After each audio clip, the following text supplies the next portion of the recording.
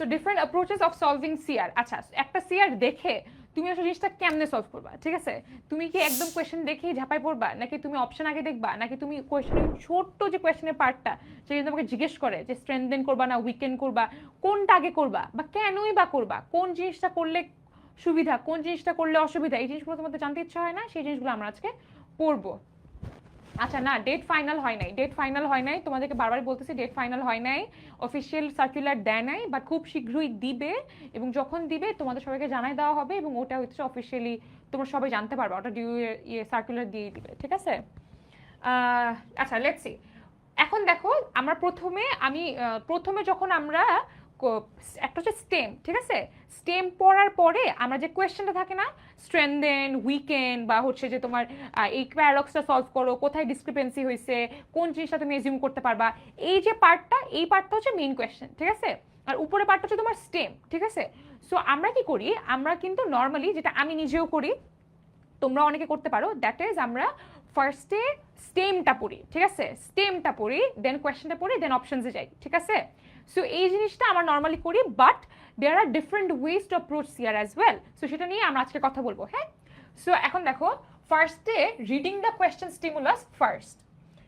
Question স্টিমুলাসটা প্রথমে পড়তে হবে আমাদের, ঠিক আছে? কোয়েশ্চেন স্টিমুলাস কোনটা, যে তোমার স্ট্রেংথেন কি, মানে কোয়েশ্চেনটা আসলে কি নিয়ে, তোমাকে কোন জিনিসটা তোমাকে এখানে খুঁজতে বলছে, তোমাকে স্ট্রেংথেন খুঁজতে বলতেছে, উইকেন্ড খুঁজতে বলতেছে, নাকি তোমাকে অ্যাজাম্পশন খুঁজতে বলতেছে, নাকি তোমাকে মানে ডিসক্রিপেন্সি সলভ করতে বলছে, প্যারাডক্স সলভ করতে বলতেছে। সো এইটার কারণে যেটা হয় যে তুমি আসলে বুঝো যে তোমাকে উপরে যে লেখাটা দিবে সেই লেখার ভেতরে তুমি আসলে খুঁজবা কি, বুঝতে পারছো? এরকম হইতে পারে। এখন তুমি দেখো, যদি আমাকে বলে যে কোন জিনিসটা এই আর্গুমেন্টটাকে উইকেন করে, তার মানে এখানে কোন একটা ফাঁক ফোকর আছে আমাদের আর্গুমেন্টের ভেতরে, সেই জিনিসটা আমি খুঁজবো, ঠিক আছে? ধর তোমাকে যদি বলে যে এই ডিসক্রিপেন্সি বা প্যারাডক্স সলভ করো, এই যে একটা গড়মিল, ঠিক আছে, এই যে একটা ধাঁধা, ঠিক আছে, সো এই যে মানে গড়মিলটা, এই জিনিসটা সলভ করার জন্য বা এই জিনিসটা কেন হয়েছে, হ্যাঁ, এইটার জন্য তুমি খুঁজবা যে কোন মানে কোন একটা গ্যাপ আছে এটা কোনো কিছুর মাঝখানে, যেটা হইলে এই যে দুটা ভিন্ন ঘটনা, এই দুটা ভিন্ন ঘটনা একসাথে হইতে পারে।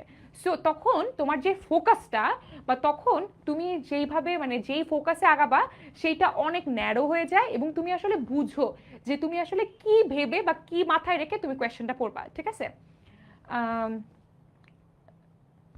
অ্যানালিটিক্যালে কত টাইম দিব? আচ্ছা, অ্যানালিটিক্যালে কত টাইম দিবা এই জিনিসটা ডিপেন্ড করে আসলে তোমার ফার্স্ট অফ অল কোয়েশ্চেনে কিরকম আসছে।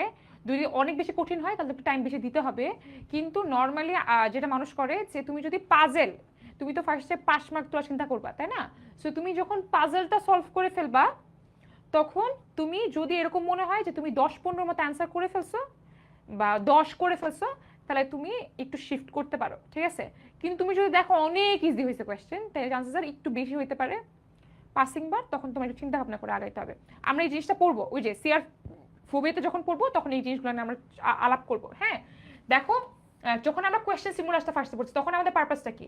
Identify the question type, weekend, strengthen, assumption, etcetera. This sets your mindset before reading the argument. তুমি এটা দেখার পরে তুমি যখন কোয়েশ্চেন সিমুলাসটা পড়বা যে আসলে কি চাইছে তোমার কাছে, তখন তুমি যখন কোয়েশ্চেনটা পড়বা, মানে স্টেমটা পড়বা, তখন তোমার ভিশন খুবই স্ট্রেট যে তুমি এইটা খুঁজতেছো এটার মধ্যে, ঠিক আছে? কোন জিনিসটা তুমি খুঁজতেছো, কোন ফাঁক ফোকর খুঁজতেছো, নাকি তুমি স্ট্রেংথেন করবা না উইকেন্ড করবা, নাকি কি করবা, তুমি এই জিনিসগুলো তোমার মাথায় একদম সেট, ঠিক আছে? সো তুমি তখন ওইভাবে তোমার মাইন্ডসেটটা করে তুমি কোয়েশ্চেন পড়া শুরু করবা, অপশন পড়বা, ঠিক আছে? সো এইটা একটা। তারপর দেখো examples of question stems and what they mean আছে। দেখো এটা, which of the following if true most really weakens the argument। যদি তোমার কোয়েশ্চেন সিমিলার এটা হয়ে থাকে, তখন তুমি কি খুঁজবা? You are looking to attack a flaw or assumption. কোনো একটা ভুল, কোনো একটা ফাঁক ফোকর, কোনো একটা লাইক যে জিনিসটাকে তুমি অ্যাটাক করতে পারো, ঠিক আছে, যে জিনিসটা কমপ্লিটলি লজিক্যালি সাউন্ড না, হ্যাঁ, পুরোপুরি তুমি এটা লজিক ডিফাইন করতে পারো না, ওই জিনিসটা তুমি খুঁজবা কিসে? যখন তোমাকে বলবে যে এই কোন জিনিসটা থেকে দুর্বল করতেছে, বুঝতে পারছি? আপু, ক্রিটিক্যাল রিজনিং কি টিচাররা নিজেরা মেক করে নাকি কপি করে? না না না, আইবিএর কোয়েশ্চেন কখনো, আই থিঙ্ক 95% অরিজিনাল হয়, এরকম কখনো কপি হয় না আইবিএ কোয়েশ্চেন। প্যাটার্ন কপি পাবা আপু, মানে pattern you can see the pattern, ঠিক আছে? তুমি যে টাইপের কোয়েশ্চেন করছো ওই টাইপেরই পাবা, বাট কখনোই তুমি হচ্ছে ডাইরেক্ট তুলে দিবে না তোমাকে, ঠিক আছে? কিন্তু আমি মানে অন্যান্য সাবজেক্টের থেকে analytical is the only subject যেখানে তোমার একটু হইলেও তুমি প্যাটার্ন সহ সবকিছু কমন পাবা। পাজেলটা অলমোস্ট কমন আসে, ধরো নাম টাম ওইসব করে দেয়, একটু লেন্দি করে দেয়, এরকমটাই, ঠিক আছে। জাস্ট কোয়ান্টিটেটিভ বুকটা করলে কি ইনাফ? তুমি যদি কনফিডেন্ট ফিল করো, তোমার যদি মনে হয় যে না তুমি বুঝছো সব কিছু, তাইলে ইনাফ। কিন্তু তোমার যদি মনে হয় না প্র্যাকটিস আরও করতে হবে, কনফিডেন্ট ফিল করতেছো না উইদিন ইউর ওন স্কিন, তাহলে আরও করতে হবে। which of the following is an assumption required by the argument? যদি এরকম থাকে, কোয়েশ্চেন যদি এরকম থাকে যে which of the following is an assumption required by the argument, তার মানে হচ্ছে যে তোমাকে এমন একটা কথা বলছে, হ্যাঁ ধরো একটু আগে যে আমাকে বললো যে আমাদের যে কোয়েশ্চেনটা আমরা একটু আগে সলভ করছি, যে ট্রাফিক কনজেশনের যে কোয়েশ্চেনটা, ঠিক আছে। সো ওরা ধরেই নিছে যে যারা বাসে মানে যারা গাড়িতে ছিল তারা বাসে চলে আসবে, ঠিক আছে। এই জন্যই তো তোমার ট্রাফিক জ্যামটা কমে যাবে। যারা গাড়িতে ছিল তারা যদি গাড়িতেই থাকতো, তাহলে কি তোমার এই বাসের মানে বাস বাড়ায় দেওয়ার পরে কি তোমার ট্রাফিক জ্যাম কমতো না। সো এই যে অ্যাজাম্পশনটা সেটা তারা ধরেই নিছে, এটা একটা আন্ডারলাইং অ্যাজাম্পশন, ঠিক আছে। সো এটা যে তুমি কোন you will test for a necessary unstated idea, যে কোন জিনিসটা গুরুত্বপূর্ণ, যে জিনিসটা ডিরেক্টলি বলে নাই তোমাকে, কিন্তু এই জিনিসটা কোথাও একটা গুপ্তভাবে আছে এবং এটা তারা ধরে নিছে, বুঝতে পারছি। সো এটা পরে দেখো which of the following best explains the paradox described above? Paradox মানে তো হচ্ছে ধরো যে মানে দুইটা ভিন্ন ইয়ের জিনিস, ঠিক আছে, যে দুটা মানে আপাত দৃষ্টিতে দেখে মনে হইতেছে যে দুটো একসাথে হওয়ার চান্সেস নাই, ঠিক আছে, গরমিল আছে এখানে একটা। এই জিনিসটা সলভ করতে পারতে হবে তোমার, যে কোন জিনিসটা হইলে এই দুটো জিনিসও একসাথে হইতে পারে, বুঝতে পারছি।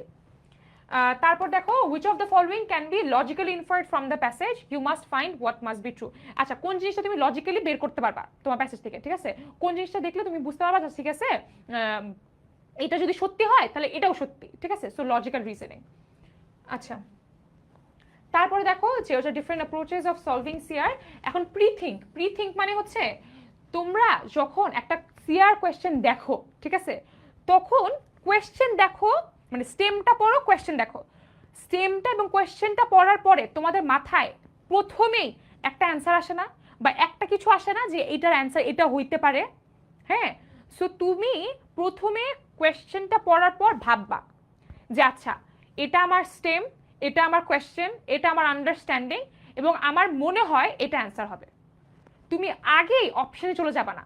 তুমি যখন আগে অপশনে চলে যাচ্ছ তখন তোমার যে নিজের আন্ডারস্ট্যান্ডিং, তোমার যে তুমি যে জিনিসটা বুঝছো সেই জিনিসটা নষ্ট হয়ে যায়, তোমার ডিস্টর্ট হয়ে যায়, বুঝতে পারছো। সো তোমার নিজের একটা অ্যান্সার থাকা উচিত। যদি তোমার আন্ডারস্ট্যান্ডিং ক্লিয়ার হয়, এই অ্যান্সারের সাথে তোমার যে কোয়েশ্চেনটা মানে তোমার যে অপশনগুলো সেগুলো মিলবে, ঠিক আছে।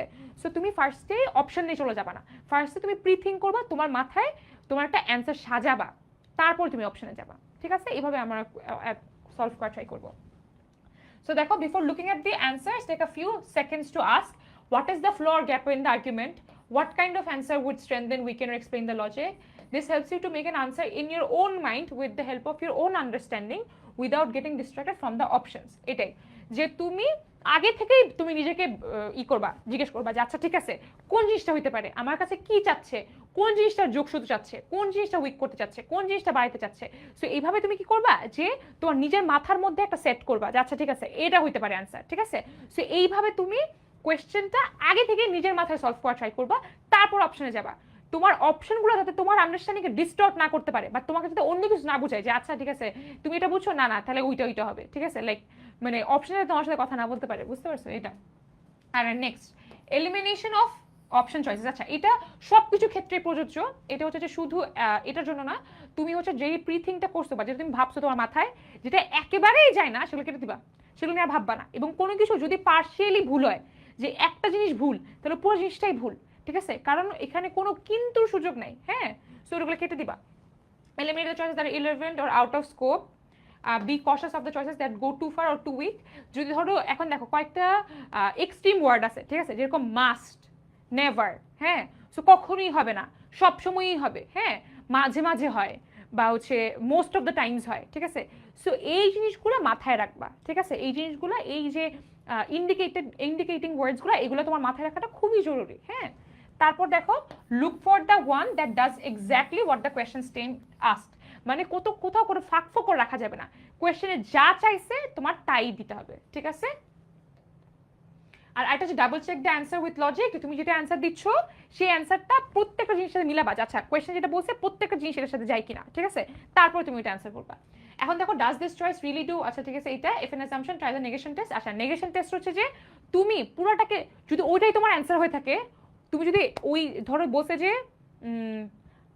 আমি ভাত খাই, হ্যাঁ, এটা যদি আমি নেগেশন টেস্ট মানে কি আমি ভাত খাই না, এই আমি ভাত খাই নার জন্য তোমার যদি আর্গুমেন্টটা ভুল হয়ে যায় তাহলে এটা তোমার অ্যান্সার, বুঝতে পারছো?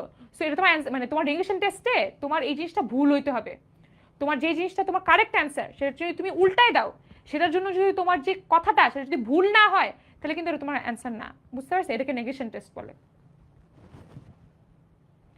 আচ্ছা আপু পাজল কি শুধু জিআরই বিবি থেকে পড়বো? জি জি, জিআরই বিবি থেকে পড়বা শুধু। আচ্ছা অ্যাটাক কি কনক্লুশনকে করব নাকি প্রেমিসকে করব? কনক্লুশনকে করবা, কনক্লুশনকে করবা, প্রেমিসকে করবা। প্রেমিসই তো তোমার কনক্লুশনকে মানে কনক্লুশনকে লিড করে। সো পুরো জিনিসটাকে, যে এই যে ফ্লোটা ফ্রম প্রেমিস টু কনক্লুশন, এই ফ্লোটাকে অ্যাটাক করবা। আপু বলছি তো আপু, প্যারাডক্স আর ডিসক্রিপেন্সি একটু বুঝতে সমস্যা হচ্ছে। আচ্ছা প্যারাডক্স ডিসক্রিপেন্সি হচ্ছে যে ধরো আমি যদি বলি যে আমি সন্ধ্যা 8টার পর ওখানে যাই না, ঠিক আছে, আর হঠাৎ করে ও শুনলো যে আমি 9টার সময় ওখানে আসি, ঠিক আছে, সো এই জিনিসটা কেন হইলো? কারণ আমি তো বলছি যে সন্ধ্যা 8টার দিকে আমি ওখানে যাই না। ধরো আমি বলছি তোমাকে আমি সন্ধ্যা 8টার দিকে আমি মিরপুর ডিচেসে যাই না, হ্যাঁ, তো তারপর দেখা গেল কি আমি সন্ধ্যা 9টার সময় আমি মিরপুর ডিচেসে বসে আছি, তার মানে কি যে এটা তো হওয়ার কথা ছিল না, তাহলে কোন জিনিসটা এখানে ভুল হইলো? সো এটা একটা প্যারাডক্স না, এটা তো একটা ডিসক্রিপেন্সি। সো এখানে কোন জিনিসটা ঢুকে গেল যেটার কারণে আমি 9টার সময় বসে আছি? এরকম হইতে পারে আমি বলছি আমি সন্ধ্যা 8টার দিকে মিরপুর ডিচেসে যাই না, সন্ধ্যা 8টার দিকেই যাই না, শুধু 8টা থেকে 8:30-এর মধ্যে যাই না, তারপর থেকে আবার যাওয়া শুরু করি, বুঝতে পারছো? এটা হচ্ছে তোমার প্যারাডক্স সলভ করে আর কি, মানে যে দুটো জিনিস হওয়ার কথা না একসাথে, সেই দুটো জিনিস কেমনে হইলো, মাঝখানে কি এমন হয়েছে বা কি এমন ছিল যেটা যোগসূত্র হয়েছে এবং এই দুটো জিনিস একসাথে হয়েছে, এটাই। আপু for process of elimination can we mark on question paper? G G, question পেপারে মার্ক করতে হবে ইচ্ছে মতো। কোয়েশ্চেন পেপারে মার্ক করলে কি কিছু কোনো কোনো ইস্যু হবে না কোয়েশ্চেন পেপারে মার্ক করলে। No Shafin, even math problem কোয়েশ্চেনে সলভ করা লাগে। জি রাহুল ভাইয়া তুমি ঠিক বলেছো। আচ্ছা দেখো, so cinema weekend does this make the conclusion more or less likely? আচ্ছা ঠিক আছে, সো এখানে তোমার তোমার সবগুলা জিনিস তোমার ক্রস চেক করে করে করে করে দেখতে হবে এবং তোমার নেগেশন টেস্টটা করতে হবে, এভাবে তুমি আগাইতে পারবা। ওকে আচ্ছা, তারপর আমরা চলে যাচ্ছি। আচ্ছা এটা দেখো, এটা হচ্ছে ইনসাইড আউটের স্যাডনেস আর ইনসাইড আউটের ফিয়ার, ঠিক আছে? সো তোমরা দেখো ক্রিটিক্যাল রিজনিং কারোরই ভালো লাগে না, আমার ভালো লাগতো না, কিন্তু অ্যানালিটিক্যাল এবিলিটি যে জিনিসটা আছে, এখন তোমরা কি করবা? অ্যানালিটিক্যাল এবিলিটিতে যারা ক্রিটিক্যাল রিজনিং একদমই পারো না তারা কি করবা, ঠিক আছে? এটা নিয়ে ভয় পাওয়ার এত একদমই কারণ নাই, আমরা আস্তে আস্তে আগাচ্ছি, এটা ঠিক আছে, কিন্তু যারা ধরো তোমরা এই জিনিসটাকে ভয় পাও না, ঠিক আছে? কারণ দেখো পাজলের মধ্যে 3টা পার্ট আছে, একটা হচ্ছে যে তোমার পাজেল, একটা তোমার ক্রিটিক্যাল রিজনিং, একটা হচ্ছে তোমার ডেটা সাফিসিয়েন্সি। আমি নিজে মেইন পরীক্ষায় ক্রিটিক্যাল রিজনিং অ্যান্সার করি নাই, আমি বলতে গেলে কোনো পরীক্ষায় ক্রিটিক্যাল রিজনিং অ্যান্সার করি নাই, কারণ আমার মনে হতো যে ক্রিটিক্যাল রিজনিং অ্যান্সার করলে আমার চান্সেস বা অপরচুনিটি কস্ট অনেক বেশি, ঠিক আছে, ভুল হওয়ার চান্সেস অনেক বেশি থাকে, কিন্তু আমি যদি পাজেল করি ডিএস করি কম থাকে, ঠিক আছে? তাই বলে তুমি ক্রিটিক্যাল রিজনিং পড়বা না? পড়বা। কখন পড়বা? যখন তোমাকে পাজেল ডিচ করে দিবে, যখন তুমি পাজেল বুঝতেছো না তখন তুমি কি করবা? তখন তুমি অ্যানালিটিক্যালে ফেল করবা, তখন তোমার ক্রিটিক্যাল রিজনিং করতে হবে, ঠিক আছে? সো এটা হচ্ছে তোমার কন্টিনজেন্সি প্ল্যান অথবা প্ল্যান বি, ঠিক আছে? বাট প্ল্যান বি তোমার যাইতে হইতেই পারে, এরকম হতে পারে যে তুমি হচ্ছে পাজলটা পারতেছো না, পাজলটা বুঝতেছোই না, ঠিক আছে? তখন তো তুমি পাজলকে আন্দাগুন্দা করবা, পাজল ধরো একটা ভুল হলো, আরেকটা ভুল, আরেকটা ভুল হলো, আরেকটা ভুল, আরেকটা ভুল, আরেকটা ভুল, তুমি এটা করবা না, ঠিক আছে? সো তুমি কি করবা? তুমি ক্রিটিক্যাল রিজনিং আর ডেটা সাফিসিয়েন্সি হেল্প নিবা। সো বেসিকলি পাজেল তোমাকে সিঙ্গেল হ্যান্ডেডলি অ্যানালিটিক্যাল এবিলিটিতে বাছাই দিতে পারবে হাত দিয়ে, ঠিক আছে? তোমাকে জাস্ট উঠাই দিবে, হ্যাঁ, কিন্তু আমার পাজেল পারতে হবে, হ্যাঁ। সো যখন তোমার পাজেল তোমার সাথে ধরো ডিচ করছে বাট বেইমানি করছে, তখন তুমি you go to critical reasoning and data sufficiency. But it is equally important এই জিনিসগুলো পারাটা, ঠিক আছে? তুমি তুমি যাবা কি যাবা না, সলভ করবা কি করবা না, সেটা তো তোমার পরের কথা, তোমার তাকে পারতে হবে, হ্যাঁ। তুমি তো এই রিস্ক নিয়ে পরীক্ষা হলে ঢুকবা না, তাই না? এখন তুমি এটা ভাবতে পারো যে আচ্ছা ঠিক আছে আমি ক্রিটিক্যাল রিজনিং একটু কম পারি, একটু কম বুঝি, অথবা এতে রিস্ক বেশি, আমি পাজেলটা করব। পাজেলটা করার পরে যদি তুমি দেখো যে পাজেলটা তুমি বুঝতেছো না, তুমি কি 5-6টা কোয়েশ্চেন অ্যান্সার এমনি করবা, না বুঝে করবা? করতে পারবা না তো, তখন তোমার প্ল্যান বি রেডি থাকা লাগবে, তোমার ক্রিটিক্যাল রিজনিং করতে পারতে হবে, যদি না পারো তোমার ফেলও আসতে পারে, ঠিক আছে? সো আমরা যে ক্রিটিক্যাল রিজনিং পড়তেছি, ক্রিটিক্যাল রিজনিংটা যতটুকুই পড়ো, যতটুকুই বুঝো একদম ফুললি বোঝা ট্রাই করো, যে আচ্ছা এই জিনিসটার কারণ হচ্ছে এইটা, ওই জিনিসটার কারণ হচ্ছে ওইটা, এটা এটার কারণে হয়েছে, ওটার কারণে হয়েছে, মানে তোমার প্রত্যেকটা অপশনের কোন কোন ওয়ার্ডস কি কারণে হয় নাই, কি কারণে হয়েছে, প্রত্যেকটা জিনিস বুঝতে পারতে হবে, ঠিক আছে? এভাবেই তুমি আস্তে আস্তে তোমার আন্ডারস্ট্যান্ডিং ক্লিয়ার করতে পারবা। ইন দ্যাট ওয়ে তুমি যদি মেইন পরীক্ষায় অ্যান্সার করো বেশি সময় নিয়ে, তুমি ভুল করবা না, ঠিক আছে? সো এটাই। সো তোমরা ক্রিটিক্যাল রিজনিং এত ভয় পায়ও না, তোমাদের এটা তোমার হইতে পারে তোমার কন্টেন্ট ডিসিপ্লিন বা প্ল্যান বি, তোমার প্ল্যান এ শুড অলওয়েজ